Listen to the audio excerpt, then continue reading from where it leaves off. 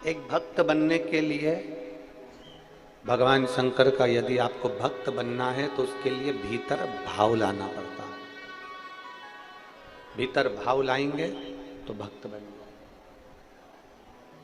अगर हमारे दिल में, हमारे हृदय में भगवान के प्रति भाव ही नहीं है तो भक्त कैसे बने? आवाज नहीं जा रही, बाहर पंडाल हो गए।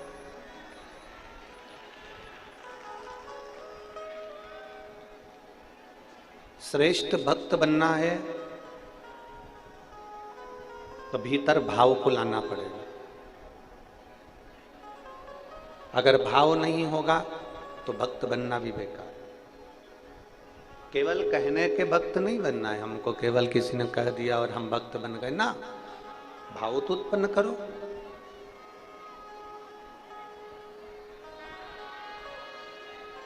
कर रहे हैं।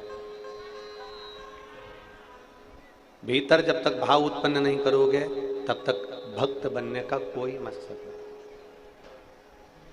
अंदर दूसरे के प्रति सेवा का भाव उत्पन्न करिए। अंदर दूसरों की सेवा का समर्पण उत्पन्न करिए। शिव महापुराण की कथा कहती है,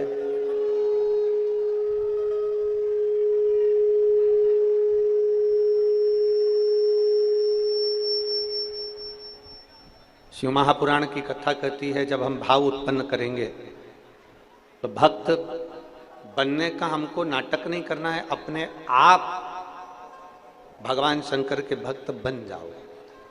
अपने आप बनोगे, आपको कोई बनाने वाला नहीं रहेगा। माइक चालू करवाओ इधर के साइड के।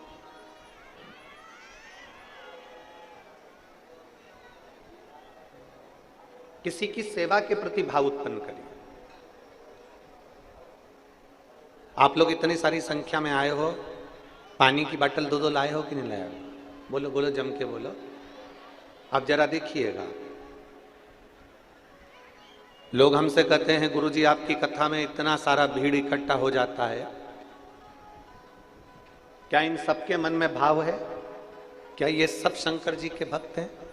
जितने ये धूप में खड़े हैं, अपने अपने घर से चादर लाकर, साड़ियां लाकर, टांग कर, लोग अपने अपनी झोपड़ी बनाकर रोडों पर इधर उधर खड़े हुए हैं, मैदान में, ग्राउंड। लोग हमसे कहते हैं क्या इतने सारे भक्त आते हैं कथा में, क्या ये सब शिव भक्त हैं? क्या इनके अंदर भाव है? हम उनको छाती ठोक कर कह सकते हैं, जो दूसरे को पानी पिलाने के लिए अपने घर से 2 बाटल बैग में टांग कर, वजन उठाकर कथा स्थल तक आ सकती है, तो उसका भाव कुछ कम नहीं हो सकता।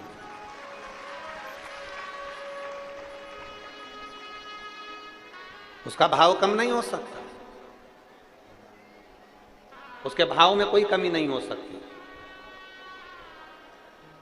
उसका भाव कभी गलत नहीं हो सकता। ये मेरी जितनी जीजियां बैठी हैं ना, जितनी माताएं बैठी है, जितने मेरे जीजा बैठे हैं, मेरी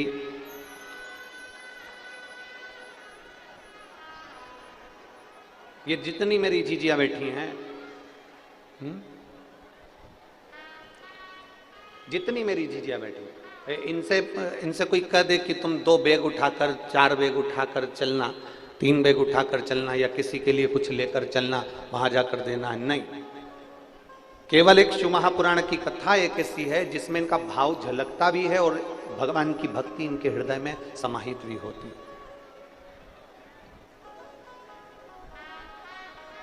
भीतर से भाव उत्पन्न करो और फिर निवेदन करेंगे। शंकर जी के मंदिर में जाओ ना, शिव जी के मंदिर में अगर जाओ या शंकर जी के शिवालय में जाओ या एक लोटा जल समर्पित करने के लिए जाओ, तो वहां जाने से पहले अपने भीतर भाव उत्पन्न करो। कौन सा भाव उत्पन्न करना है? कि मैं अपने घर से जल लेकर जा रही हूँ, मैं अपने घर से पानी लेकर जा रही हूँ, मैं अपने घर से जल लेकर जा रही हूँ, और वहाँ मैं भगवान देवादिदेव महादेव को जल समर्पित करूँगी, शिव जी को जल चढ़ाऊँगी, मंदिर में झाड़ू लगाऊँगी, पोछा लगाऊँगी और भगवान देवादिदेव महादेव का श्रृंगार करूँगी। हां, यदि मार्ग में इस जल की भी जरूरत अगर भगवान महादेव से भी ज्यादा किसी जीव को पड़ जाए, संत एकनाथ जी, संत तुकाराम जी, जिन्होंने प्रेरणा दी, त्रिवेणी का जल लेकर रामेश्वरम के लिए जाते हैं और बीच मार्ग में एक जीव गर्मी के कारण रोड पर पड़ा हुआ था। संत एकनाथ जी, संत तुकाराम जी उस जल को भगवान उस जीव को पिला देते हैं। साथ वालों ने कहा तुम ये कावड़ लेकर जा रहे हो, साथ वालों ने कहा ये जल लेकर जा रहे हो, तुम्हें त्रिवेणी का जल शंकर भगवान को रामेश्वर में चढ़ाना था और तुम ये बीच में सारा जल तुमने इसको पिला दिया। तो इतने में संत एकनाथ तुकाराम जी महाराज बड़े भाव से कहते हैं कि देखो वो भी महादेव है और ये भी महादेव है, अगर महादेव को यहां लेना है तो वो जल को स्वीकार करना।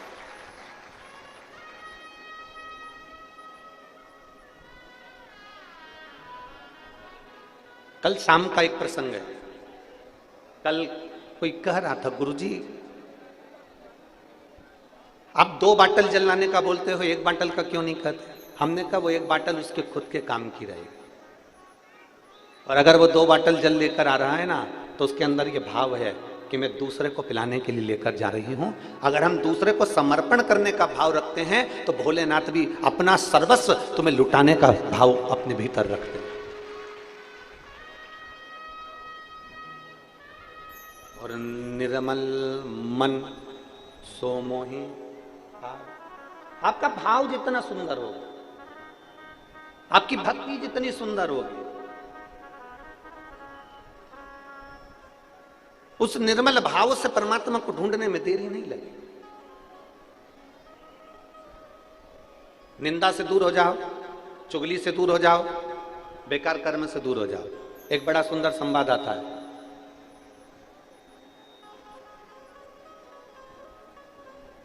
एक राजा ने ब्राह्मणों का भोज रखा, संतों को भी बुलाया, गुरुओं को भी बुलाया और ब्राह्मणों को भी बुलाया। बड़ा भंडारा है। राजा ने कहा इतने सारे लोगों का भोजन बनेगा, भंडारा बनाने के लिए खुले में बना लिया जाए। ग्राउंड देखा, एक खेत देखा, जमीन देखी, उस पर भंडारा बनना चालू हो। कितना दूर रहना निंदा से, कितना दूरी बनाकर रखना इस निंदा से। जिस पर हम बैठे हैं, जिस पर हम बैठे हैं, इसको क्या कहते हैं? जम के बोलो जरा। इसको कोई प्रधानमंत्री की कुर्सी तो नहीं कहता, इसको कोई राष्ट्रपति की कुर्सी तो नहीं कहता, इसको कोई मुख्यमंत्री की कुर्सी तो नहीं कहता, इसको कोई आमदार या खासदार की कुर्सी तो नहीं कहता। इसको क्या कहते हैं? व्यास पीठ। काय के लिए मिली है ये? अगर कोई व्यास वक्ता इस पीठ पर बैठे तो वो क्या करने के लिए बैठा? इस पीठ पर बैठा है वो भगवान की चर्चा करने के लिए, जनमानस को प्रेरणा देने के लिए और जनमानस को मंदिर, शिवालय, देवालय से जोड़ने के लिए बैठा। इस व्यासपीठ की गरिमा यह है कि इस व्यासपीठ से एक भी शब्द निंदा का ना निकले, किसी के लिए अपशब्द ना निकले।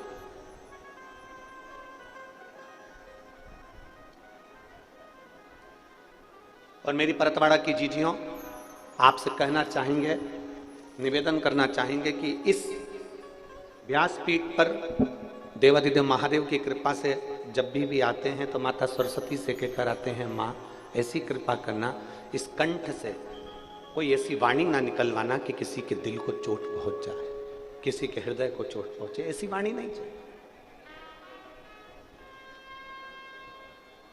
किसी की निंदा इस व्यासपीठ से ना निकले। किसी व्यक्ति विशेष के नाम से कोई शब्द, कोई निंदा इस व्यासपीठ से ना निकले, इस गादी से ना निकले। कारण निंदा का प्रतीक, निंदा का फल क्या है, निंदा का पाप क्या है, ये हमारे शास्त्र कहते हैं। एक राजा ने एक भंडारा करा, ब्राह्मण भोज करा, सबको बुलाया, संत महात्मा गुरुजन सब भोजन करने के लिए आए। सब भोजन बन रहा था खुले में, एक चील उड़ी, उसने सांप पकड़ा, सांप लेकर उड़ी, सांप ने विष उगला, वो विष खीर में जाकर गिर गया, खीर में विष गिर गया। ब्राह्मण भोजन कर रहे थे, संत भोजन कर रहे थे, गुरुजन भोजन कर रहे थे, और सारे ब्राह्मण, सारे संत, सारे गुरु उस खीर को खाने के बाद मर गए। जितने भोजन कर रहे सब मर गए। धर्मराज के यहां सभा लग गई, चित्रगुप्त महाराज बैठे। चित्रगुप्त महाराज ने धर्मराज से पूछा, बताइए इतने सारे ब्राह्मण और संत मरे हैं, इसका पाप किसके माथे पर देना, इसका पाप किसके पल्लू में बांधना है? इतने ब्राह्मण, इतने संत मरे, इसका पाप किसके माथे पर दिया जाए? राजा के माथे पर, जिसने ब्राह्मण संत भोज रखा, उस सर्प के माथे पर जिसने अपना विष उगल दिया, उस चील के माथे पर जो सर्प लेकर जा रही थी, जो भोजन बना रहा है उसके माथे पर, इतने सारे ब्राह्मण संतों के मरने का पाप किसके माथे पर दिया जाए? बोलो धर्मराज बताइए, मैं किताब लेकर बैठा हूं, मुझे इसमें निर्णय देना है, आप बताओ किसके माथे पर दिया जाए? धर्मराज ने कहा 4 दिन रुक जाओ, उसके बाद में निर्णय लेंगे कि इसका पाप किसके माथे पर दिया जाए। 4 दिन निकले, राजा के नगर में 4-5 संत ब्राह्मण और आ गए। उन्होंने एक स्त्री से पूछा, माता जी राजा का भवन कहाँ है? स्त्री ने पूछा, क्यों? हमें भूख लगी है तो राजा के भवन में हम भोजन करेंगे। स्त्री ने कहा, बाबा सामने राजा का भवन है, परंतु हमारे यहाँ का राजा ऐसा है कि भोजन में जहर मिलवाकर ब्राह्मण संतों को मार डालता है। ऐसा खोलला राजा है हमारे यहाँ का, ऐसा बेकार राजा है हमारे यहाँ का। संत ब्राह्मण वापिस लौट गए। धर्मराज ने चित्रगुप्त को बुलाया और बुलाकर कहा, जो ब्राह्मण और संत मरे थे उनके मरने का पाप इस स्त्री के माथे पर डाल दिया जाए। उनके मरने का पाप इस स्त्री के माथे पर डाल दिया जाए, क्योंकि इसने निंदा करी है।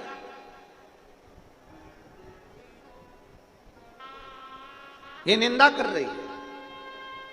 एक छोटी सी निंदा सामने वाले के पाप को हमारे माथे पर चढ़ा देती है।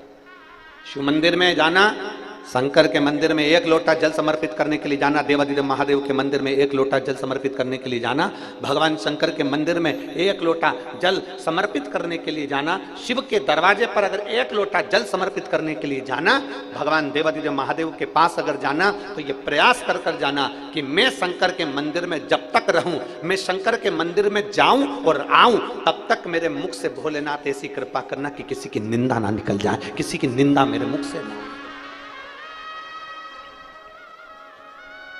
किसी की निंदा ना निकले। बन सके तो हमसे भजन बने। आप अपने घर से लोटा भरकर जब जल लेकर निकलो ना, तो जल लेकर निकलो तो मुख से श्री शिवाय नमस्तुभ्यं, श्री शिवाय नमस्तुभ्यं, श्री शिवाय नमस्तुभ्यं। जब आप निकले अपने घर से, भगवान का मंत्र जाप करते हुए चलें, श्री शिवाय नमस्तुभ्यं बोलते हुए चलें, पंचाक्षर मंत्र नमः शिवाय बोलते हुए चलिए, षडाक्षर मंत्र ओम नमः शिवाय बोलते हुए चलिए, भगवान का भजन गुनगुनाते हुए चलिए। ये मत सोचना कि कौन हमको देख रहा है, कौन हमको नहीं देख रहा। आपकी चित्तवृत्ति को आप जितना शंकर से जोड़कर चलोगे, उतने आपकी जिंदगी की एक आनंदता उत्पन्न हो जाएगी, अपने जीवन का एक सुख उत्पन्न हो जाए।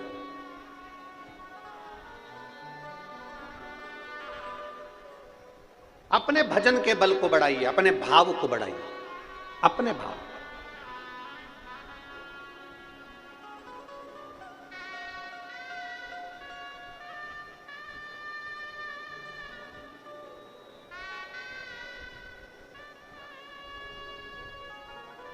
कल हमने हमारे साथ में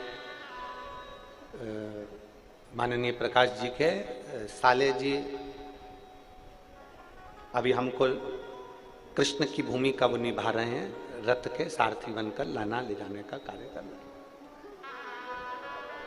कल हमने उनसे पूछा, इतना तेज गर्मी पड़ रहा है और कई लोगों को खाना पीना भी होता है, पानी भी पीना होता है, 10 जगह का जल भी आता है, भोजन भी आता है, कोई पेट गड़बड़ हो रहा हो, कोई कुछ हो रहा हो, तो उसके लिए हॉस्पिटल ले जाने के लिए क्या प्रयोजन है? तो उन्होंने कहा, गुरुजी हमारे यहाँ के परहतवाड़ा के जो विधायक महोदय हैं, बच्चू भैया ऐसा कुछ नाम उन्होंने बताया था, श्री बच्चू जी कुडू, कहा गुरुजी एक अस्थायी हॉस्पिटल बनाया गया हमारे कथा स्थल के आसपास में, जिससे लोगों का इलाज हो सके। मैं माननीय विधायक महोदय बच्चू भैया जी को बहुत बहुत साधुवाद देता हूं कि आपने ये व्यवस्था की। साधुता है।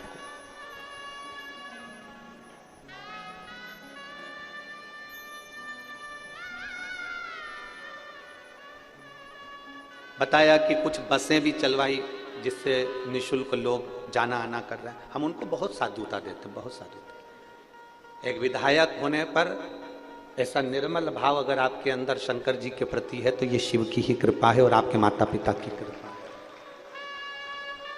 साधुता। अपने भाव को शुद्ध बनाइए।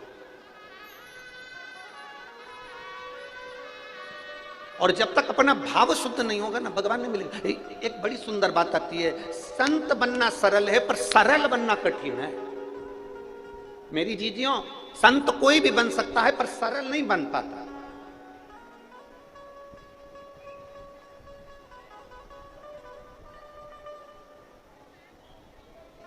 ये कंठी काय के लिए पहनते हो? तुलसी की। जम के बोलो जरा, गले में तुलसी की कंठी काय के लिए पहनते हो? गले में रुद्राक्ष काय के लिए पहनते हो? गुरु जी से मंत्र काय के लिए लेते हो? गुरु दीक्षा काय के लिए लेते हो? बड़े बड़े अवधे पर जाकर बैठ जाए और आपने किसी गुरु से मंत्र लिया है, कंठी पहनी है, गले में अगर तुलसी की माला पहने हो, गले में अगर रुद्राक्ष की माला पहने हो, कंठी का मतलब होता है कि अपने कंठ से किसी की निंदा ना निकले। कंठी का मतलब है अपने कंठ से किसी की बुराई ना निकले। कंठी का मतलब है अपने मुख से किसी के लिए अपशब्द ना निकले।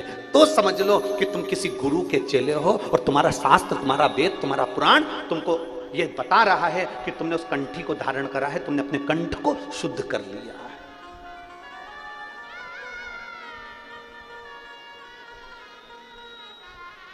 कंठी का मतलब केवल ये नहीं है कि हमने दिखावा कर दिया कि हमने अपने गुरु का मंत्र ले लिया। कंठी का मतलब ये नहीं है कि हमने दिखावा कर लिया और हम उस गुरु के चेले हो गए ना। कंठी लेने का मतलब है कि कंठ से किसी के लिए अपशब्द ना निकले, कंठ से कोई आड़ी टेढ़ी बात ना निकले।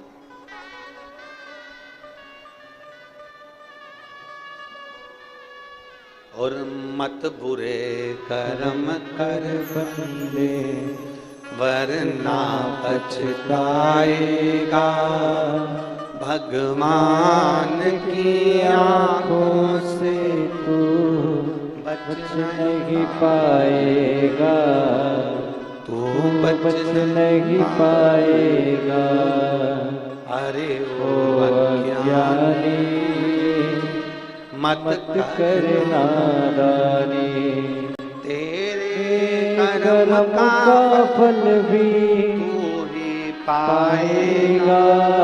जैसा किया तूने तेरे आगे आएगा।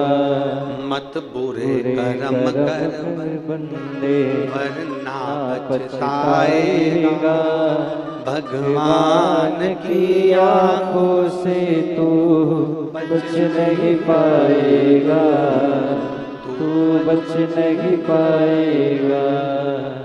ऐसा कर्म क्यों करना? कंठ में कंठी पहने हो और मुख से निंदा कर रहे हो, कंठ में कंठी पहने हो और अपने मुख से आप अपशब्द कह रहे हो, तो ये श्रेष्ठता नहीं बनती। मेरी जीजियों और मेरे जीजाओं, मेरी बेटियों, मेरे बेटाओं, जिंदगी में एक बात याद रखना, जो फसल बोओगे वही तुमको काटना पड़ेगा, वही काट। मंदिर काहे के लिए जाते हो? जम के बोलो जरा जल्दी से। मंदिर काहे के लिए जाते हो? भगवान को अपना दुखड़ा सुनाने के लिए, भगवान से मांगने के लिए। चलो अच्छा, इसको अपन बाद में सुनेंगे, पहले ये बताओ जमीन किस किस के यहां पर है? खेती, खेती किस किस के पास में? हाथ उठाओ जरा। जमीन किस किस के पास में? चलो ठीक है, साधु था, भगवान आपकी और 2-4-6 बीघा और आगे बढ़ा। बहुत अच्छी फसल हुई, शायद इधर फसल को पीक कहते हैं। क्या कहते हैं? पीक। बहुत अच्छी पीक हुई, बहुत अच्छी फसल हुई, ढेर सारी फसल हुई, ढेर सारी पीक हुई। उस फसल को कहां लेकर जाते हो फिर बाद में, जब बहुत सारी हो जाती है तो? जम के बोलो, मंडी। कहां ले जाते हो? मंडी। पीक बहुत अच्छी हुई, फसल बहुत सारी हुई, गेहूं बहुत हो गया, धान बहुत हो गया, सोयाबीन बहुत हो गया, कपास बहुत हो गया। जब फसल बहुत सारी हो गई तो हम इसको कहां लेकर गए? जम के बोलो, सब बोलो, कहां लेकर गए इसको? मंडी में लेकर गए। मंडी में ले जाकर हमने गाड़ी को उंडेल दिया, हमने गाड़ी को उंडेला, हमने गाड़ी को खाली कर। फसल ज्यादा हो गई, गेहूं ज्यादा हो गया तो मंडी ले गए, धान ज्यादा हो गया मंडी ले गए, कपास ज्यादा हो गया मंडी ले गए, तो हमने वहां ले जाकर दे दिया। बोलो सही है कि गलत है? सब बोलो जितने बैठे हो, सही है। गेहूं ज्यादा हो गया तो मंडी ले गए, कपास ज्यादा हो गया तो मंडी ले गए, धान ज्यादा हो गया मंडी ले गए, सोयाबीन ज्यादा हो गया मंडी ले गए, फसल ज्यादा हो गई तो मंडी ले गए, सब्जी ज्यादा हो गई तो मंडी ले गए।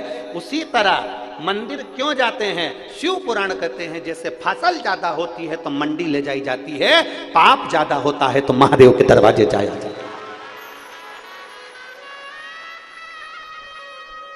मंडी में जाकर फसल को खाली करा जाता है, और मंदिर में रोज जब हम देव अधिदेव महादेव को लोटा भर के जल चढ़ाने जाते हैं ना, तुमको तो मालूम भी नहीं पड़ता हमारे ऊपर जो जो पाप चढ़ा हुआ होता है वो धीरे धीरे जल चढ़ाते चढ़ाते जब हम महादेव के सामने अपने शीश को झुकाते हैं तो जैसे ट्राली, बैलगाड़ी, जैसे फसल की गाड़ी खाली हो जाती है, जब हम महादेव के आगे शीश झुकाते हैं तो हमारे ऊपर का पाप भी खाली हो जाता है। पाप भी खाली।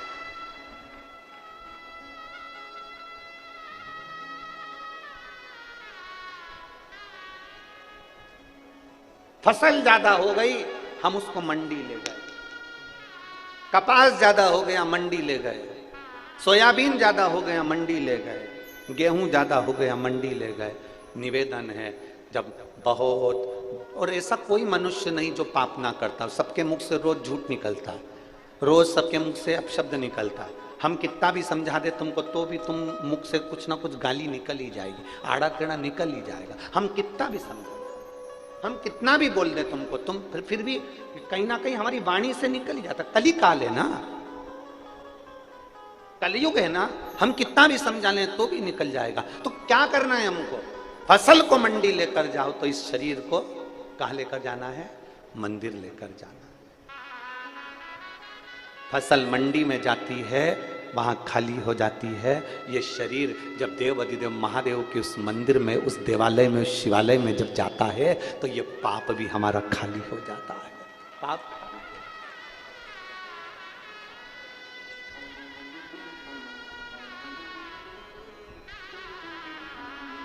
और मेरे बाबा दया करना,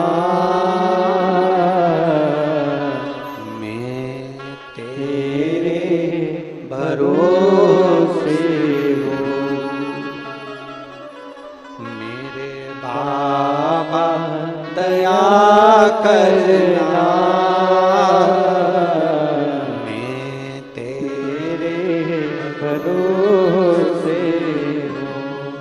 ना घर के भरोसे हो, ना परिवार के भरोसे हो,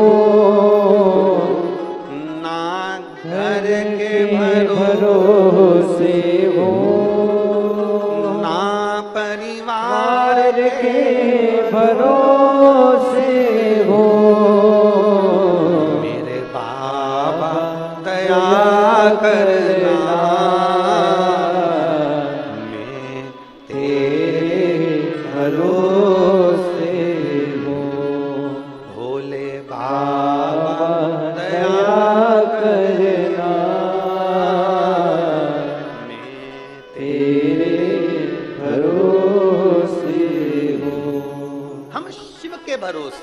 परमात्मा के भरोसे।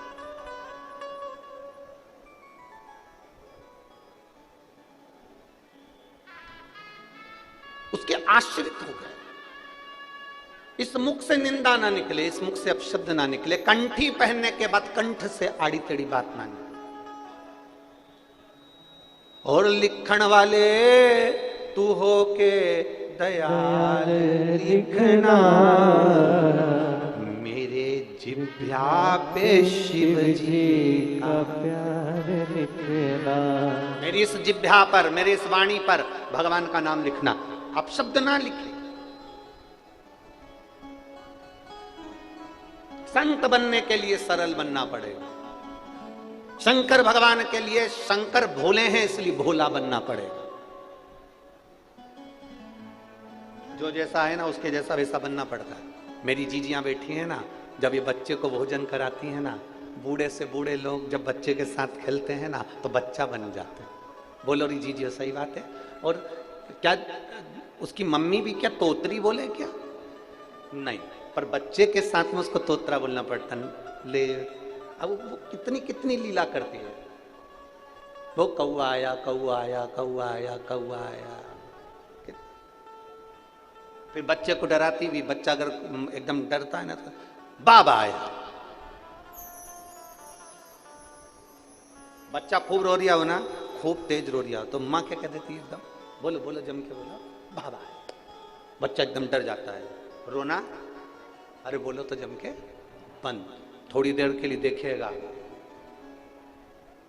कहां आया। जब उसने देख लिया नहीं आया तो फिर मां फिर चिल्लाती बाबा आया। बच्चा रोना बंद। शिव महापुराण की कथा कहती है, बच्चा रो रहा है और मां कह देती है बाबा आया तो बच्चा रोना बंद कर देता है। संसार सागर में आप रो रहे हो और व्यास पीठ से सुन लो कि कोई तुमसे कह दे कि शंकर भगवान आएंगे और तेरा दुख मिटा कर जाएंगे, समझ लेना बाबा आएगा और दुख मिटा कर जाएगा। रोना बंद। मेरे बाबा दया करना, मैं तेरे भरोसे हूँ। मेरे बाबा दया करना, मैं तेरे भरोसे। रोना बंद। अब क्या रो, अब बाबा आ गया, बाबा आया, बच्चे ने रोना बंद करा। माँ को बच्चे के साथ बच्चा बनना पड़ता है। माँ को जैसा बूढ़ा व्यक्ति भी है ना तो बूढ़े के साथ बूढ़ा बनना पड़ता है। माता पिता को बच्चे के अनुकूल चलना पड़ता है। अनुकूल, जैसा वो है उसके अनुकूल रहना पड़ेगा। तो क्या माँ बच्ची है? क्या घर का बुजुर्ग बच्चा है? पर बच्चे के साथ बच्चा बनना पड़ता है। उसी तरह मेरे महादेव भोले हैं, मेरे महादेव भोले भाले हैं, इसलिए उनका नाम है भोले शंकर।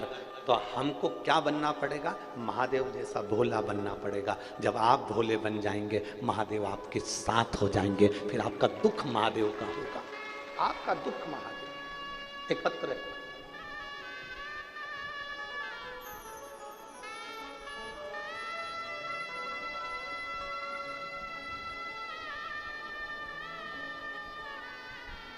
प्रतिभा सतीश मसूरकार, मैं हीवरखेड़ तहसील तेल्हारा जिला अकोला की हूँ। मेरा मोबाइल नंबर ये है, कहीं बैठी हो तो हाथ हिला सकती है अगर कहीं बैठी हो। अच्छा आप है, श्री शिवाय नमस्ते।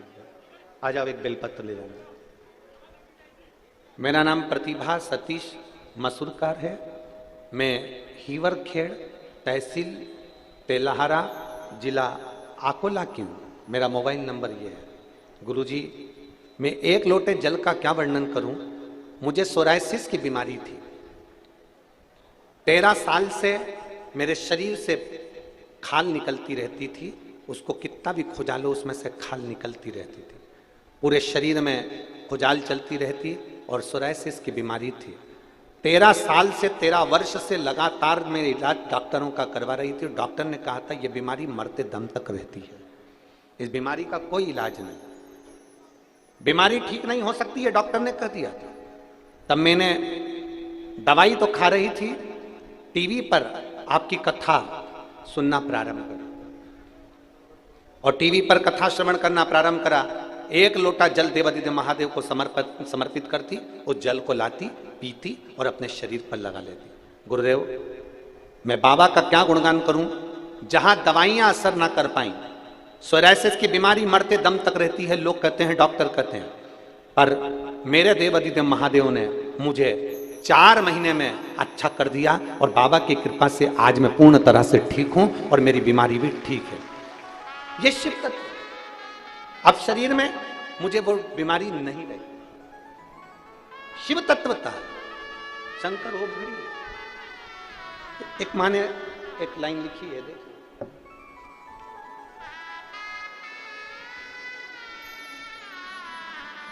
सो दीपिका सचिन राखोड़े, पेंशनपुरा परतवाड़ा की रहने वाली हूं।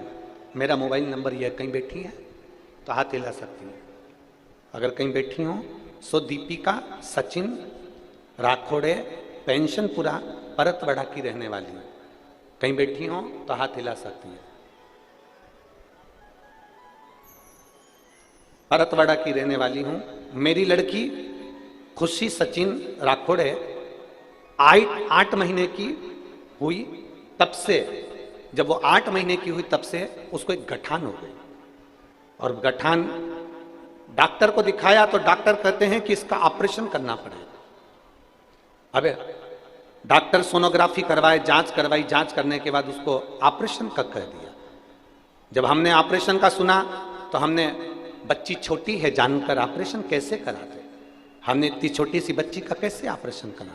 तब हमने ऑपरेशन करने का मन से निकाल दिया और हमारी पड़ोसन के कहने से हमने शंकर जी को 1 लोटा जल चढ़ाना प्रारंभ करा। शिव जी को जल चढ़ाते, वो जल लाकर अपनी बेटी को दे देते। बेटी की उम्र छोटी है और उसको ये गठान उसके बगल में हो गई। अब करें क्या गुरुदेव?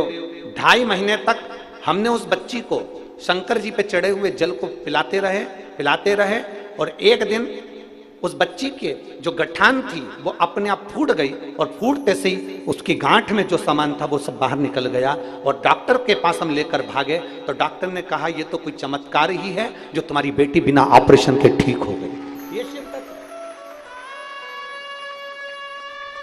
सो दीपिका सचिन राखोड़े, पेंशनपुरा परतवाड़ा की रहने वाली हूं। मेरा नंबर ये है, कहीं बैठी हो तो हाथ हिला सकते। आजा बेटा।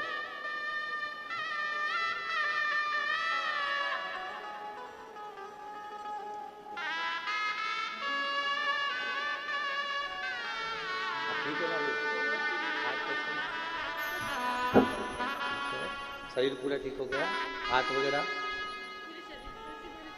पूरे शरीर का था।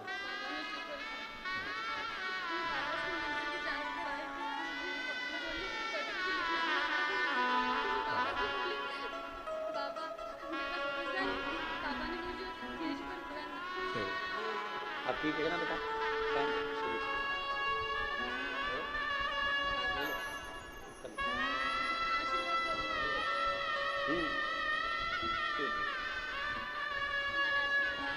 अब ठीक है ना शरीर? 13 वर्ष से सोरायसिस की बीमारी थी, पूरा शरीर खुजाते, पूरे शरीर में थी और देवादिदेव महादेव ने आज पूरा शरीर बाबा की कृपा से ठीक हो गया।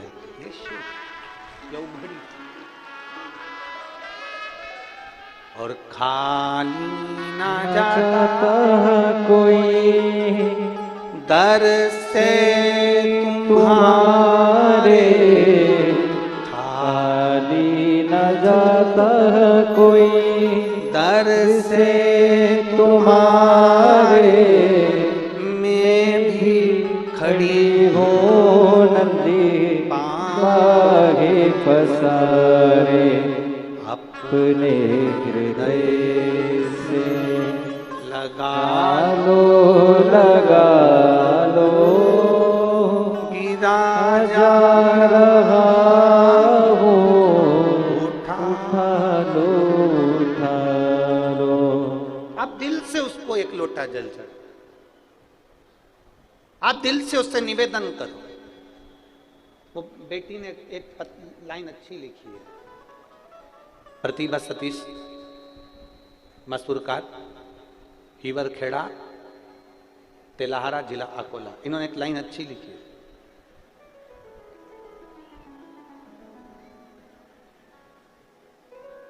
मैं शिव जी के मंदिर में जाकर कहती थी कि बाबा मेरे भरोसे को टूटने मत दे। लाइन अच्छी है, मेरे भरोसे को टूटने मत देना। और यदि भरोसा पक्का है ना, शंकर जी को रामचरितमानस में विश्वास कहा है। तुलसीदास जी कहते हैं शंकर विश्वास रूपिणो, शिव विश्वास। मेरे जीजाओं, मेरी जीजियों, मेरी बेटियों, मेरे बेटाओं, अगर आपका विश्वास पक्का है ना, अगर विश्वास पक्का है तो ये निश्चित है कि मेरा महादेव तुम्हारी झोली भरने में देरी नहीं करेगा। पक्का भरोसा दृढ़ी रखना, भरोसे को कम मत होने दो। और जो कहते हैं भगवान हमारी नहीं सुनता, उनसे निवेदन करूंगा किसी कथा के पंडाल में बैठकर जब कुबेरेश्वर धाम से मेरा कुबेर भंडारी कथा वाचने के लिए आया हो, मेरा कुबेरेश्वर धाम से कुबेर भंडारी जब कथा वाचने के लिए आए, उस पंडाल में 7 दिन 5 दिन बैठकर विनती कर कर देखना, अगले पंडाल में तू खुद पत्र लेकर पहुंचेगी कि मेरे बाबा ने मुझे ये दिया है।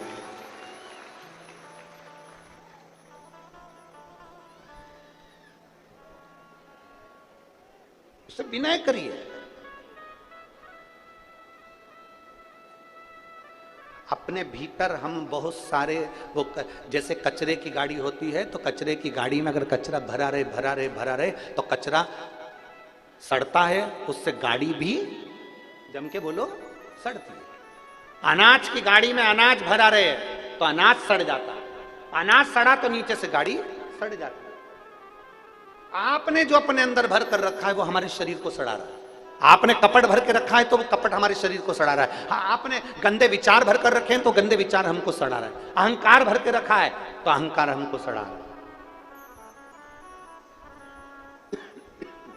अपने भीतर जो हमने भरा, इसलिए कचरे की गाड़ी को खाली करना जरूरी है, अनाज की गाड़ी को खाली करना जरूरी है, बर्तन में पानी भरा है तो उसको खाली करना जरूरी है, वरना जंग लग जाएगी। प्लास्टिक की बाल्टी होगी तो बाल्टी चिकनी हो जाएगी, पानी भरा रहेगा तो उसमें कई जम जाएगी। इसलिए कपड़ा पानी में पड़ा रहेगा तो वो पानी में कपड़ा भी बेकार हो जाएगा। शास्त्र कहता है खाली करना जरूरी है। डब्बे में भरा है खाली करो, बाल्टी में भरा है खाली करो, कचरा भरा है खाली करो, अनाज भरा है खाली करो, कुएं में पानी भरा है कुएं को भी खाली करना जरूरी है। अगर कुआं खाली नहीं होगा तो पानी बदबू मारने लगेगा, कुएं को भी खाली करना जरूरी है। उसी तरह कुएं को खाली करना जरूरी है, तालाब को खाली करना जरूरी है, अनाज की गाड़ी को खाली करना जरूरी है, कचरे की गाड़ी को खाली करना जरूरी है।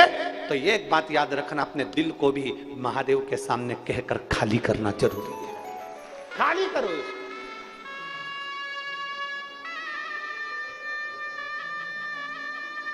ज्यादा दबा दबा कर रखोगे ना तो वो कहते हैं ना, ज्यादा दबा दबा के खाओगे तो दवा खाने जाओगे।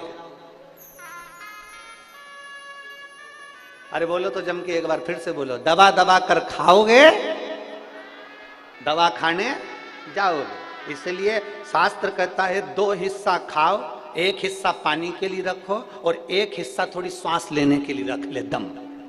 परंतु व्यक्ति सोचता है बिस्कुट आ रहा है आन दो, पानी आ रहा है आन दो, कोल्ड ड्रिंक आ रहा है आन दो, कुरकुरे आ रहे आन दो, वेपर्स आ रहे आन दो, सब ले लेके रख लिया और पूरी कथा में कथा तो कम सुनी और दिन भर बैठी बैठी बैठी अब इतना खा लिया कि अब लोटा, अब इतना खाया तो फिर अब विचार कर रही कहां से निकलूं, कहां से जाऊं, सारी जनता भरी पड़ी है, कहां करूं। कथा में बैठो ना तो पानी भी उतनी मात्रा में पियो जितना शरीर को लगे। मालूम पड़े ज्यादा पी लो तो 25 बार किधर से जाऊं, भाई जो दवा दवा कर खाता है वही दवा खाने जाता है। इसलिए भीतर अपने अहंकार को इतना मत भर लो, काम को इतना मत भर लो, लोभ तृष्णा आसक्ति को इतना मत भर लो। दबा के भरोगे ना तो फिर दवा खाने तो जाना ही। फिर अंदर इतना भर लिया, उसने मेरे को ये बोल दिया, रखते गए रखते गए रखते गए, उसने ऐसा कर दिया, रखते गए रखते गए रखते गए रखते गए। भीतर एक उत्तर प्रदेश में एक महादेव का मंदिर है, गंगा नदी के तट पर।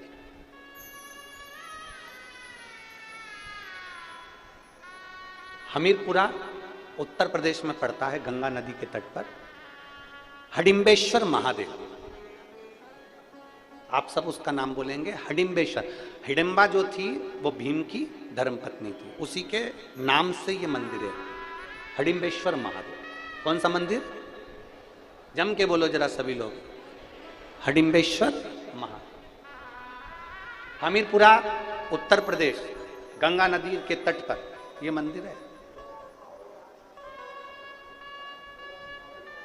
कौन ने निर्माण किया, कौन ने बनाया? अगर हमारे शास्त्रों को उठाकर देखा जाए तो उसमें वर्णन आता है,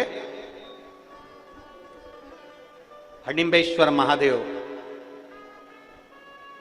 जब पांडव वन में विचरण कर रहे थे और भीम पहरा दे रहे थे, हडिम्ब की बहन हिडिंबा उसने देख लिया भीम को देखा,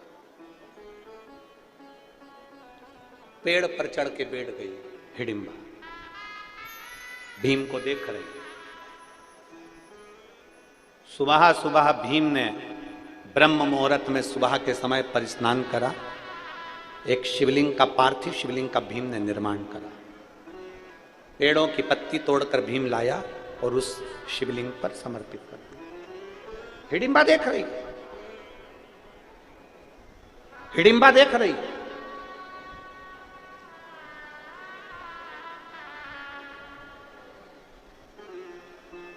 हमीरपुरा उत्तर प्रदेश में हडिम्बेश्वर महादेव, गंगा नदी के तट पर, जो उत्तर प्रदेश के रहवासी हैं वो दर्शन करते होंगे वहां।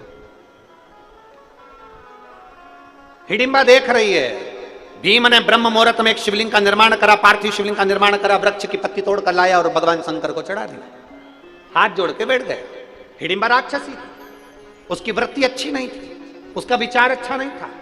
वो तो भीम को खाने को आई थी, वो भीम को मारने के लिए आई थी, पांडवों के प्राण लेने के लिए आई थी, प्राण ग्रहण करने के लिए, प्राणों को नोचने के लिए आई थी, वो समाप्त करने के लिए आई थी। पर वो हिडिंबा बैठ गई पेड़ पर, वृक्ष पर, भीम को देखती रही। एक दिन निकल गया, भीम को देखती रही। 2 दिन निकल गया, भीम को देखती रही। हिडिंबा से रहा नहीं गया।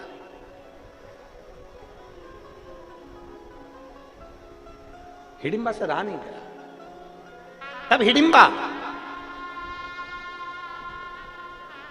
एक सुंदर स्त्री का रूप रखकर एक मुनि के पास में पहुंच गई। हिडिंबा एक सुंदर स्त्री का रूप रखकर, एक अभी तक राक्षसी विग्रह था उसका, अभी तक राक्षसी शरीर था उसका। जैसे श्रीमद् भागवत में कथा आती है पूतना की, राक्षसी थी पर भगवान को दूध पिलाने के लिए जब जाती है तो बड़ी सुंदर गोपी का रूप रखकर जाती है, बड़ी सुंदर बनकर जाती है पूतना, बड़ी सुंदर स्तनपान कराने के लिए जाती है। उसका नाम था पूतना, जो घर में पूत ना रहने दे, उसका नाम पूतना था। बड़ी सुंदर, अति रमणीय बनकर पूतना चली जाती है भगवान कृष्ण के सम्मुख में। यशोदा जी ने पूछा तुम कौन हो? पूतना कहती है मैं ब्रज की गोपी हूं। क्यों आई हो? जब लाला का जन्म हुआ तो बधाई लेने नहीं आई थी, इसलिए आज बधाई लेने के लिए आई। अच्छा, हाँ। शंकर भगवान आए थे, यशोदा जी ने लाला को शिव जी की गोद में नहीं दिया था। पूतना सुंदर रूप रखकर आई तो लाला को गोदी में दे दिया। यशोदा जी ने कहा बहन तू इसको संभाल, मैं तेरे लिए बधाई लेकर आती।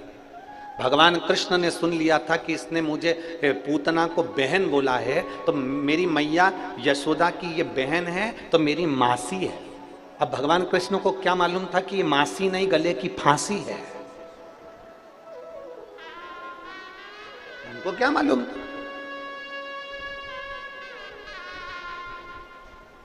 अब क्या करा भगवान कृष्ण ने, ये हिडंबा का चरित्र चल रहा है, उसमें अपन समझे जरा पूतना का चरित्र। पूतना ने क्या करा, भगवान कृष्ण को दूध पिलाना प्रारंभ करा, क्योंकि विष स्तनों में विष लगाकर लेकर आई थी, दूध पिलाना प्रारंभ करा। और भगवान भी बड़े चतुर, भगवान भी बड़े चतुर, और भगवान ने पूतना के दूध को पीना प्रारंभ करा। पूतना जब तक दूध दे रही थी, स्तनपान करा रही थी, तब तक भगवान ने पिया, और दूध के बाद में जब पूतना ने विष देना चालू करा, तब भगवान ने पूतना के प्राणों को हर लिया। अब भागवत में एक संवाद बड़ा विचित्र आता है कि भगवान ने पूतना का स्तनपान क्यों किया। मैया यशोदा का स्तनपान करना था, फिर पूतना का क्यों करा। भगवान कृष्ण ने पूतना के दूध को क्यों पिया, स्तनपान क्यों करा। श्रीमद् भागवत में श्रीमद् वल्लभाचार्य जी सुबोधनी के अंदर वर्णन करते हैं कि ये पूतना सारे ब्रज के बच्चों को स्तनपान कराती कराती आ रही थी। ये पूतना सारे ब्रज के बच्चों को स्तनपान कराती कराती आ रही थी। बच्चों के प्राण स्तनपान करने से छूट रहे थे, मर रहे थे। तो जितने बच्चों के प्राण छूटते थे वो मुख से छूटते थे दूध पीते पीते। तो प्राण पूतना के स्तन में भर चुके थे। सारे ब्रजवासियों के बच्चों के प्राण पूतना के स्तन में भरे हुए थे। तब भगवान कृष्ण ने विचार करा, इसके स्तन में सारे ब्रज के बच्चों के प्राण भरे हैं, दूध पीऊंगा तो इन सभी प्राणों को मैं निकाल कर अपने उदर में रख लूंगा, क्योंकि ये ब्रजवासी के प्राण हैं और ब्रजवासी मुझे प्राणों से प्रिय हैं। भगवान कृष्ण ने पूतना के दूध को पीना प्रारंभ करा और पीते पीते सारे प्राण निकाल कर अपने पेट में रख लिए, उदर में रख लिए। अब उदर में वो प्राण रह गए, छोटे छोटे ब्रजवासी के बच्चों के प्राण भगवान के पेट में रह गए। समय आया, भगवान धेनु चराने के लिए जाते, उससे पहले भगवान जब बाल्यावस्था में थे तो भगवान ने मिट्टी को उठाकर खा लिया। बोलो, कथा सुनी कि नहीं सुनी सबने? जम के तो बोलो जरा, सुनी है ना? भगवान ने क्या करा, अपने चरण की रज को उठाकर खाया। अपने पांव की मिट्टी को भगवान कृष्ण खा रहे, अपने चरण की रज को भगवान खा रहे।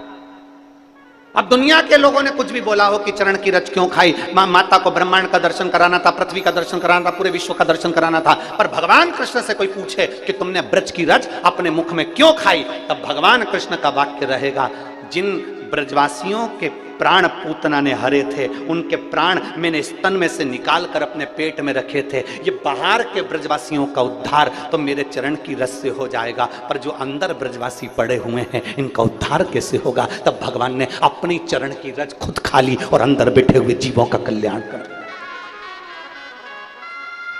अपने चरण की रज स्वयं पार, स्वयं अपने चरण। हिडिंबा देख रही है, जैसे पूतना सुंदर स्त्री का रूप रख कर गई थी, वैसे हिडिंबा बड़ी सुंदर रूप धर कर गई। एक मुनि के सामने पहुंच गई। अड़भंग मुनि अपने वेश में आनंद लेते हुए चल रहे थे। चरण प्रणाम। हिडिंबा ने सुंदर स्त्री का रूप रखकर पहली बार किसी मुनि को प्रणाम करा। ये जब जब साधु संतों को देखती थी तो खा जाती थी, आज पहली बार प्रणाम कर रही है। जरा विचार करिएगा, भीम को शिवलिंग की पूजन करते हुए देखा तो हिडिंबा का विचार बदल गया। अब उसने मुनि को, संत को खाया नहीं, उनको प्रणाम किया। प्रणाम। लोग कहते हैं, इतने सारे लोग कथा में आते हैं, क्या सबका मन बदल जाता है? हम कहें नहीं बदलता, थोड़ा बहुत तो असर आता होगा। थोड़ा बहुत भी अगर असर आ गया ना शंकर की भक्ति का तो बहुत है, उतना धीरे धीरे धीरे धीरे रमता जाए।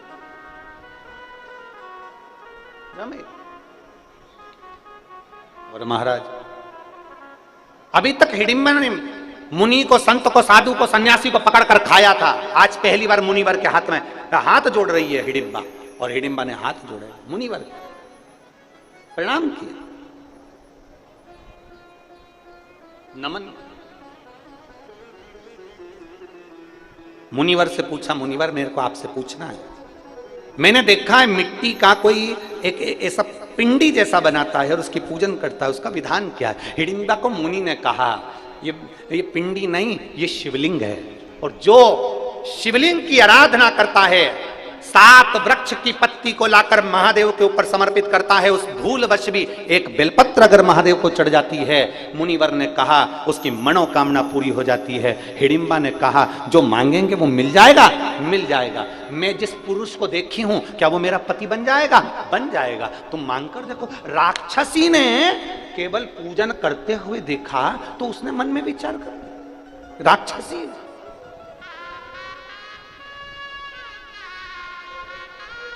आपको अगर शंकर के मंदिर में जाता हुआ कोई देखे और मंदिर जाना चालू कर दे, समझ ले उसका कल्याण होने वाला है। आप शंकर की कथा में जा रहे हैं और कथा में जाते हुए शिव महापुराण के महत्तम में लिखा है, जब कोई नारी, पुरुष, बच्चा, बूढ़ा कोई भी शिव पुराण की कथा सुनकर जब वो अपने गांव में जाता है तो गांव में जो उस मनुष्य का, उस पुरुष का मात्र दर्शन कर लेते हैं तो उनके पितृ भी पार उतर जाते हैं। इतना वर्णन शिव पुराण में लिखा है।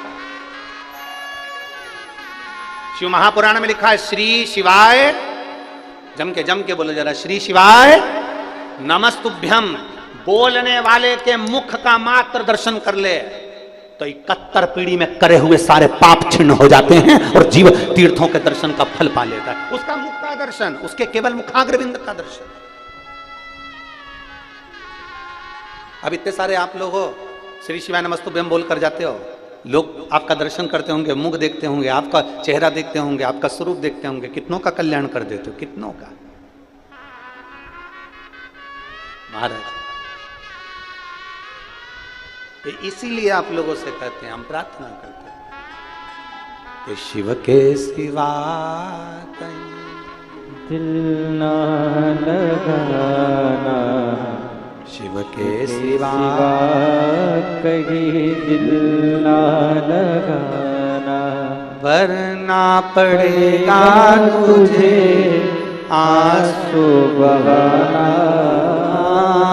वरना पड़ेगा तुझे आंसू बहाना, शिव के सिवा कहीं दिल ना लगाना, शिव के सिवा कहीं दिल ना लगाना, वरना पड़ेगा तुझे आंसू बहाना, वरना पड़ेगा तुझे आंसू बहाना, शिव के सिवा कहीं दिल ना लगाना, शिव के सिवा कहीं दिल ना लगाना, वरना पड़ेगा तुझे आंसू बहाना, वरना पड़ेगा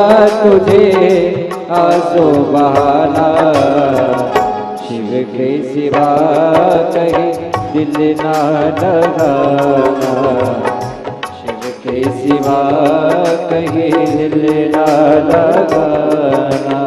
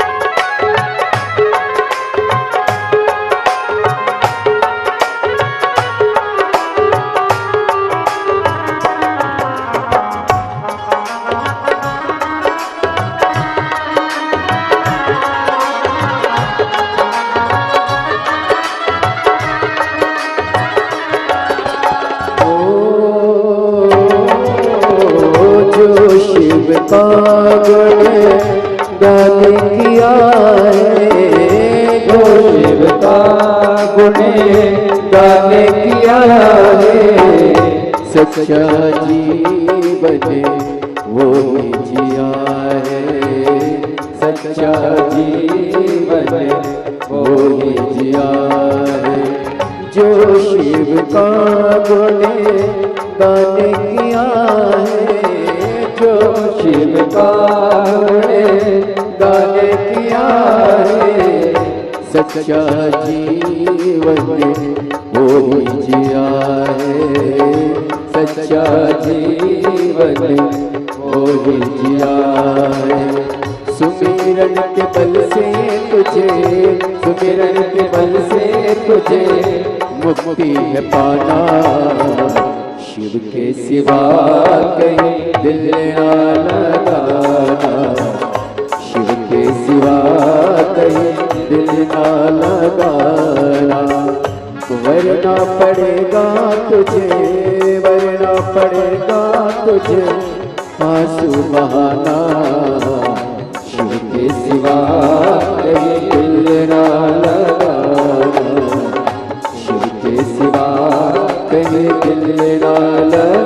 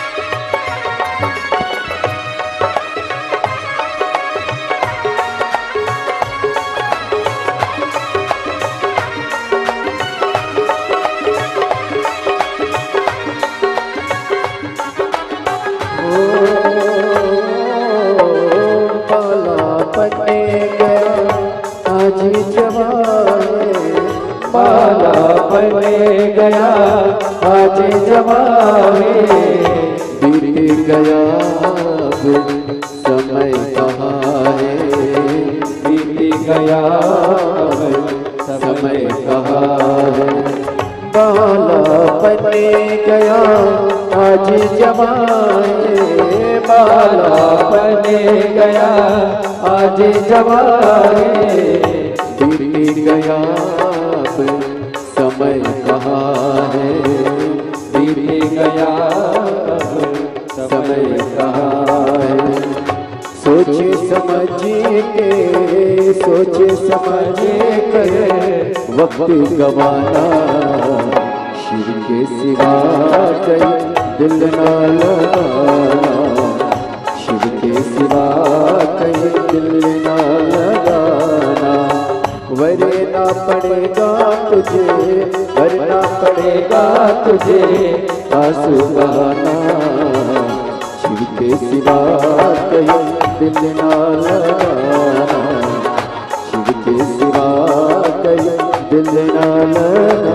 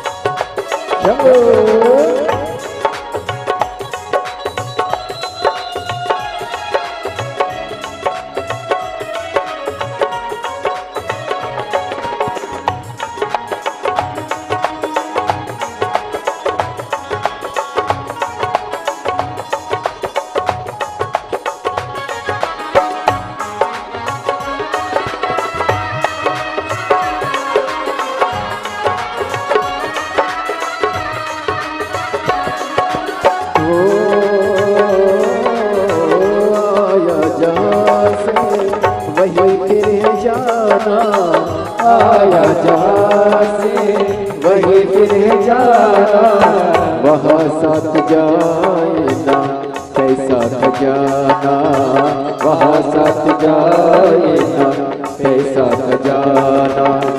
आया जहाँ से वहीं फिर है जाना, आया जहाँ से वहीं फिर है जाना, वहाँ साथ जाए ना कैसा खजाना, वहाँ साथ जाए ना कैसा खजाना। पूछेगा तो क्या, पूछेगा तो क्या, करो बहाना, शिव के सिवा कहीं दिल न लगाना, शिव के सिवा कहीं दिल न लगाना। वरना पड़ेगा तुझे, वरना पड़ेगा तुझे आंसू बहाना, शिव के सिवा कहीं दिल न लगाना, शिव के सिवा कहीं दिल न लगाना, शिव के सिवा कहीं दिल न लगाना, शिव के सिवा कहीं दिल न लगाना, शिव के सिवा कहीं दिल न लगाना।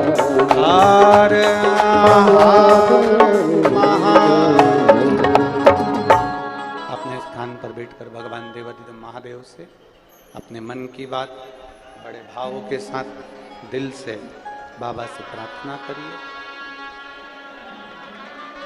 जहां जगह मिले वहां बैठकर बाबा से निवेदन करिए।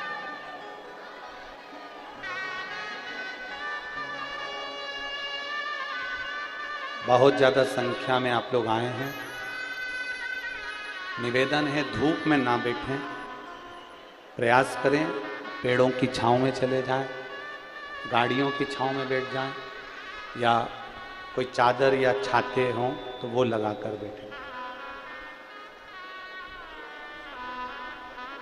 बड़े भाव से बाबा से प्रार्थना करिएगा, दिल से निवेदन करिए।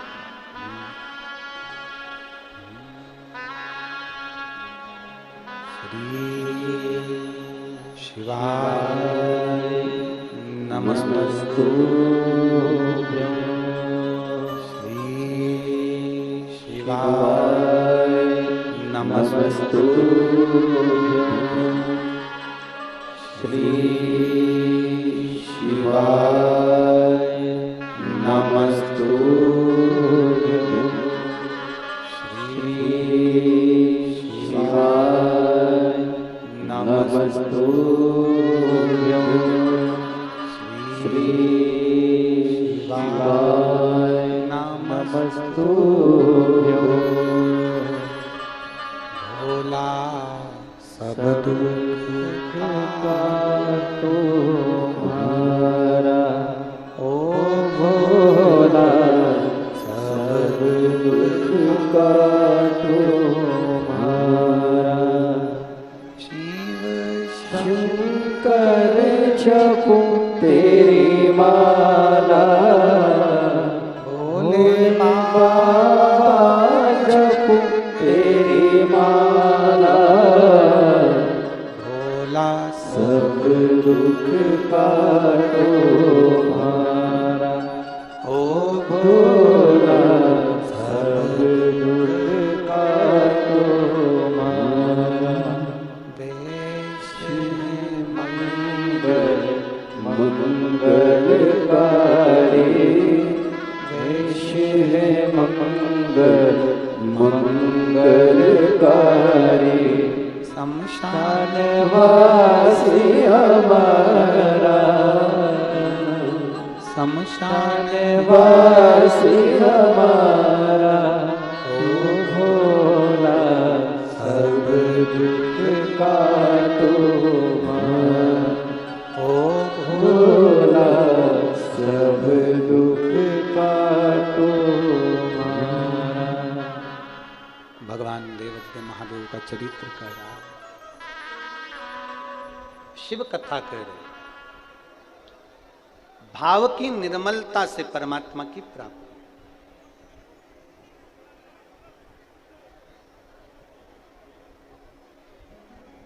कभी कभी ऐसा हो जाता है कि शिव के करीब होने के बाद भी हमारा भाव निर्मल नहीं हो पाता। एक बार भगवान शिव विराजमान थे, पार्वती जी ने आकर उनके नेत्रों को बंद करा। पार्वती जी ने जैसे ही नेत्रों को बंद करा तो एक अश्रु की बूंद गिर गई, जिससे एक बच्चे ने जन्म ले लिया जिसका नाम अंधकासुर था।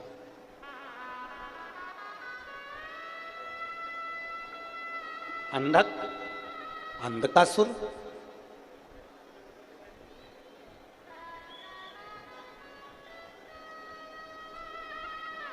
छोटा सा बच्चा माता पार्वती जी ने गोदी में उठा लिया। शंकर भगवान ने पूछा, पार्वती ये कौन है? पार्वती जी कहती है, मैंने जब आपके नेत्र बंद करे तो ये बच्चे ने जन्म लिया आपके आंसू से, आपके अश्रु से।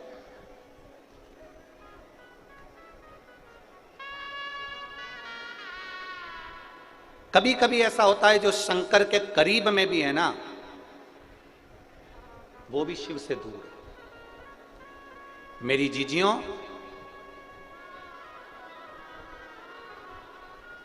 कुछ बातें ऐसी होती है जो हम व्यासपीठ पर भी लेकर नहीं आते। त्रिपुंड लगा लिया, तिलक लगा लिया, भगवान की आरती पूजन भी कर रहे हैं, आराधना भी कर रहे हैं, पर विश्वास परमात्मा के चरणों के प्रति जागृत नहीं हुआ। एक छोटा सा बच्चा, एक लड़का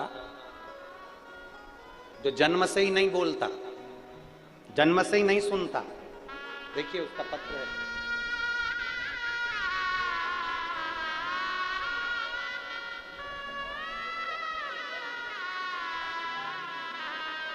उसका एक सर्टिफिकेट भी लगाया गया है, जो जन्म से ही ना सुनता है ना बोलता है, उसका साथ में लगाया गया कार्ड। मेरा नाम ज्योति गोपाल भूरेवाल है, मैं जालना महाराष्ट्र से हूं। कहीं बैठी हैं तो हाथ हिला सकती हैं। आप ही हैं? बच्चा आया है क्या साथ में? लिया इसको, लिया। मेरा नाम ज्योति गोपाल भूरेवाल है, मैं जालना महाराष्ट्र से हूं। मेरे बेटे का नाम उमेश भूरेवाल है। उसे बचपन से ही सुनना बोलना नहीं आता था। जब से हमने भगवान देवादिदेव महादेव की शिव महापुराण की कथा सुनना प्रारंभ करी, बेटे को एक बार कान में मशीन भी फिट करवाई तो भी वो सुन नहीं पाता था, बोल नहीं पाता था। बचपन से ही उसका ये क्रम था। हम बड़े परेशान हो गए, बच्चे का जीवन क्या करा जाए।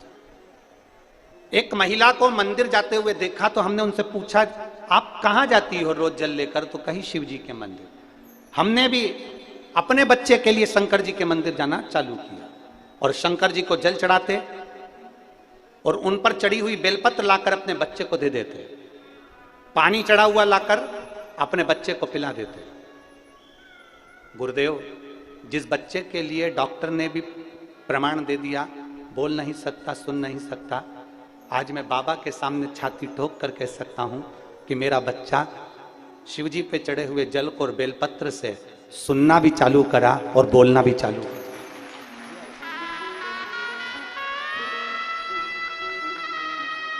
अब मेरा बच्चा धीरे धीरे थोड़ा थोड़ा बोलना भी चालू कर दिया और सुनना।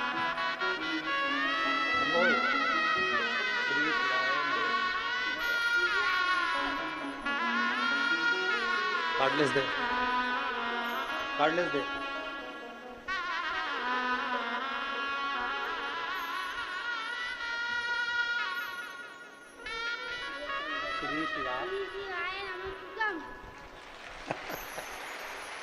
एक बार वापिस आवाज तेज करो इसकी, फिर बोलो।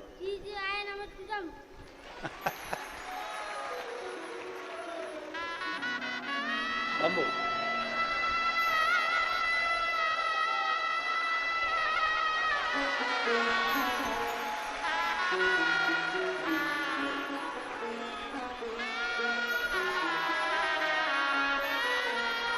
तो 5 दिन तक देना।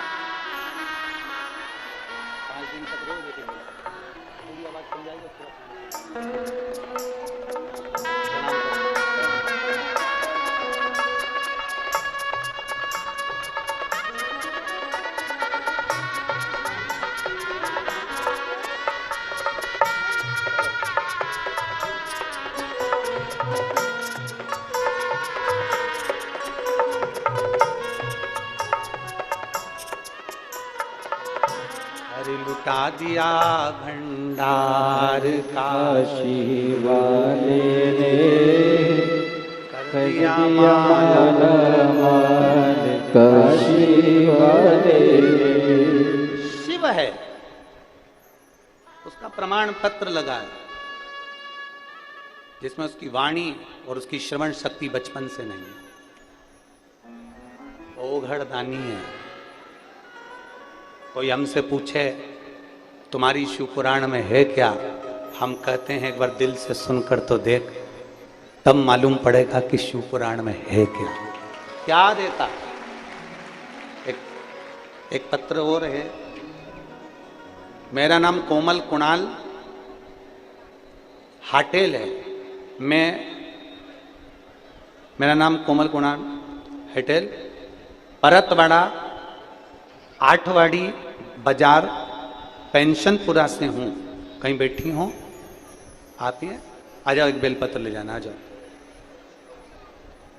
मेरा नाम कोमल कुणाल हाटेल, मैं परतवाड़ा आठवाड़ी बाजार पेंशनपुरा से हूँ। भोले बाबा का मैं क्या गुणगान करूं गुरुदेव।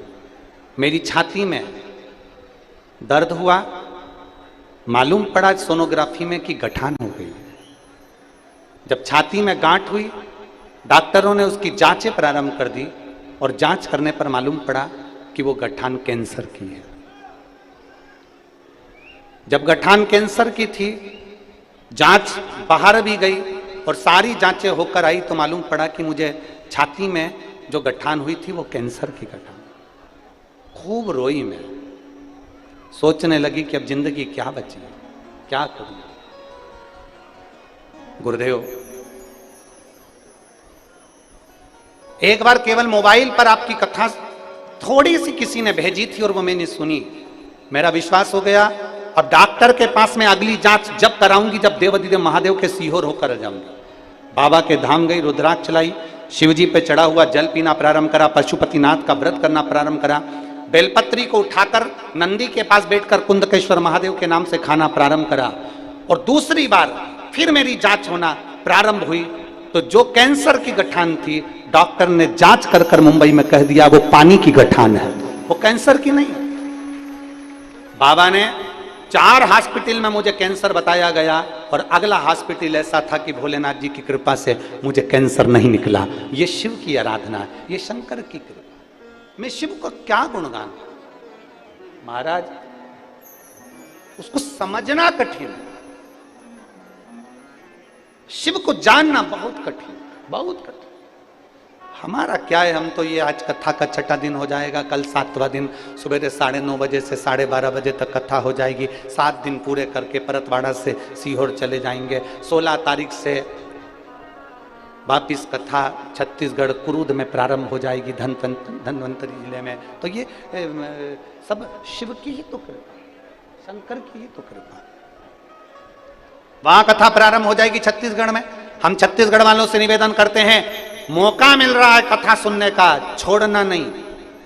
2 बजे से 5 बजे तक कथा सुनने को मिलेगी, आप आनंद लो उस कथा को। और आपसे भी कहते हैं, टीवी पर कथा आए ना, तुम्हारा मन लगे ना लगे, चित्त लगे ना लगे, तुम्हारा मन है कथा सुनने का नहीं है तो भी अपने घर की टीवी को चालू कर कर रखो। कम से कम शिव पुराण का थोड़ा सा शब्द आपके घर में पहुंचेगा तो घर में भी अगर कुछ तकलीफ होगी तो बाहर नहीं। इतनी करोड़ों लोग, लाखों लोग एक साथ में जब श्री शिवाय नमस्तुभ्यम बोलते हैं तो आधी ऊर्जा तो वैसे ही प्रबल हो जाती है। ना जाने कितने रोग, ना जाने कितनी तकलीफें समाप्त हो जाती है। मेरी जीजियों, पत्र तो इतने हैं कि हम उसको पढ़ नहीं सकते। वो तो जो पढ़ाई में जाते हैं 2-4 आपको बोल देते, नहीं तो इन पत्रों की संख्या नीचे रखने की जगह नहीं है, इतने पत्र हैं, इतना पत्र इकट्ठा हुआ।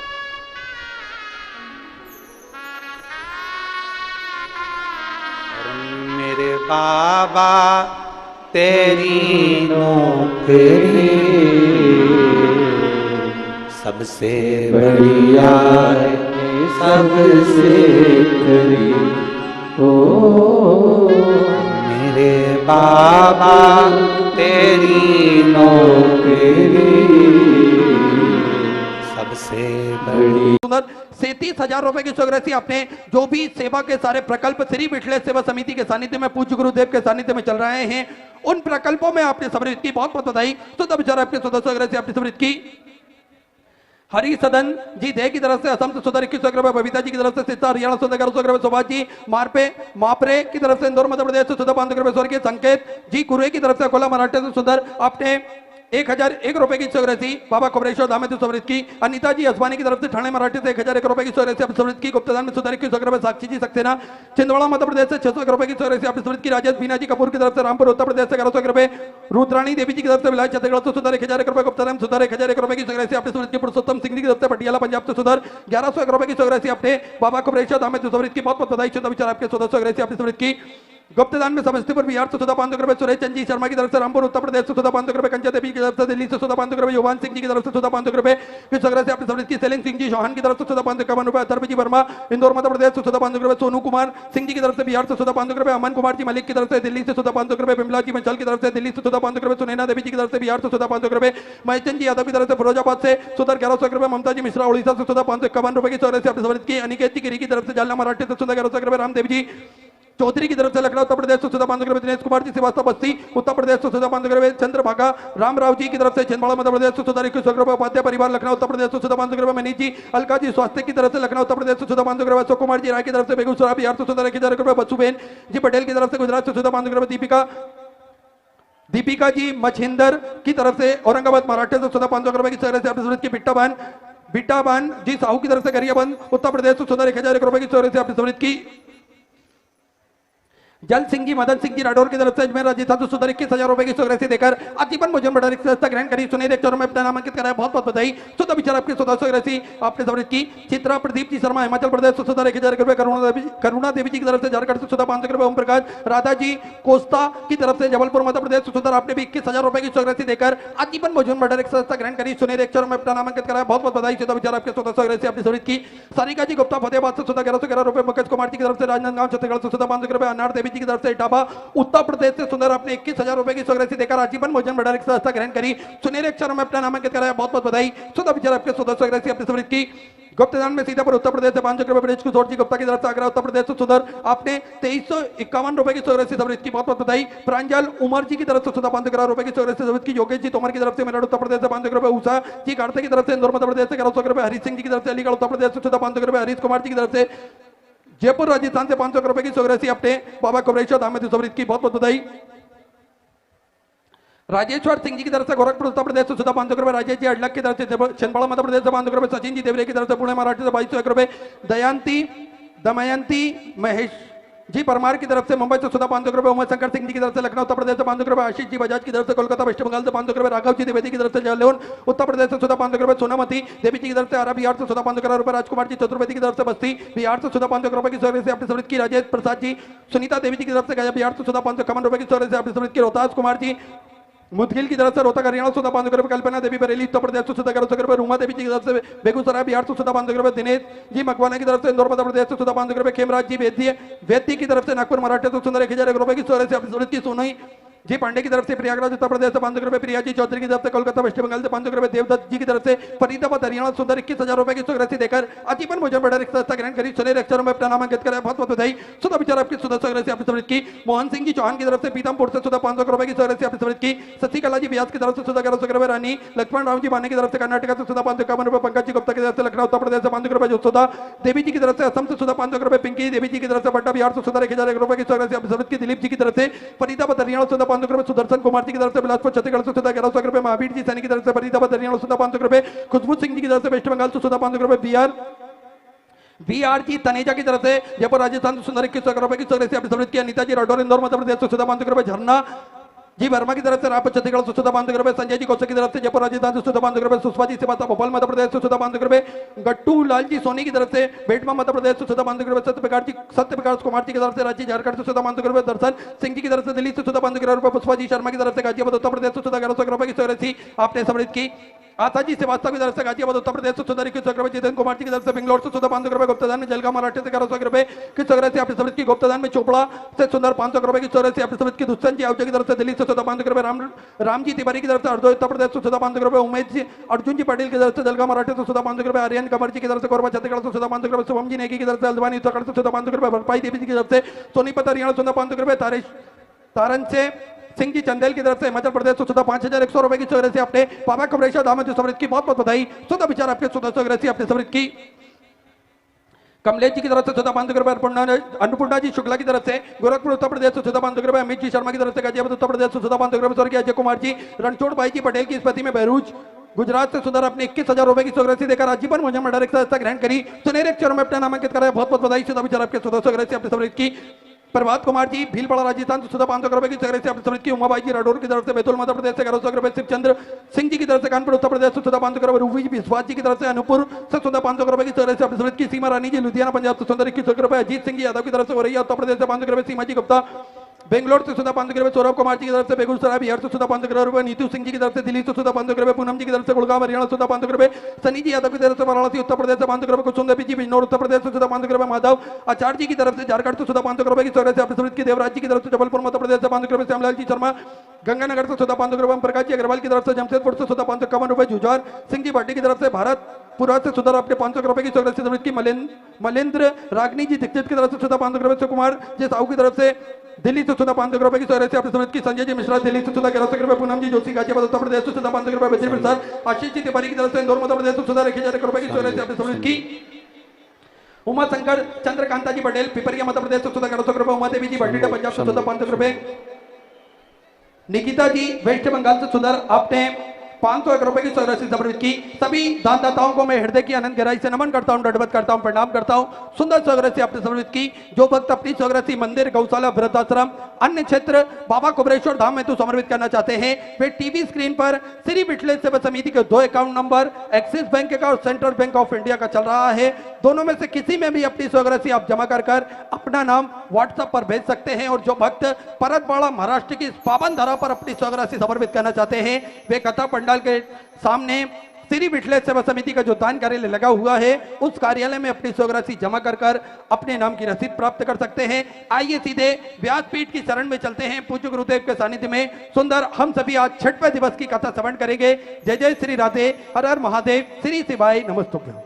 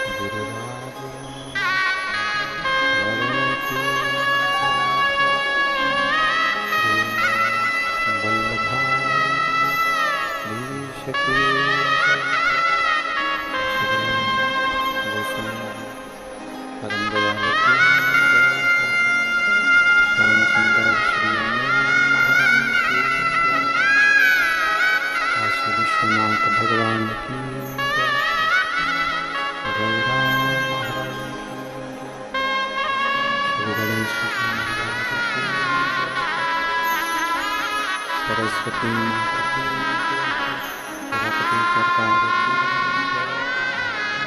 कुबरेश्वर महादेव की, महाकालेश्वर भगवान की, ओंकारेश्वर भगवान की, संत सदगुरुदेव माता की। हंता संतानहंतारो यत्तदानो मृण्वास्वेनं तनीतचार्यानं परममोहं यदुतो जन्तुआ सर्वदुःखातिगो भवितमं सर्वदा वन्दे श्रीमद्वल्लभनन्दनम् अज्ञानतिमिरागास्य ज्ञानजशलाकया चक्षुरुन्मीलितेन तस्मै श्रीगुरवे नमः नमामि हृदयशेषलीलाचलब्धिशयनं लक्ष्मीसहस्रां सेवमानं कलानिधिं चतुर्भीष्व चतुर्भीष्व चतुर्भीष्व तदिस्तदा जायते स्वपञ्चदायः बोले विश्वनाथ भगवान की ओम नमः शिवाय ओम नमः शिवाय ओम नमः शिवाय ओम नमः शिवाय ओम नमः शिवाय शिवाय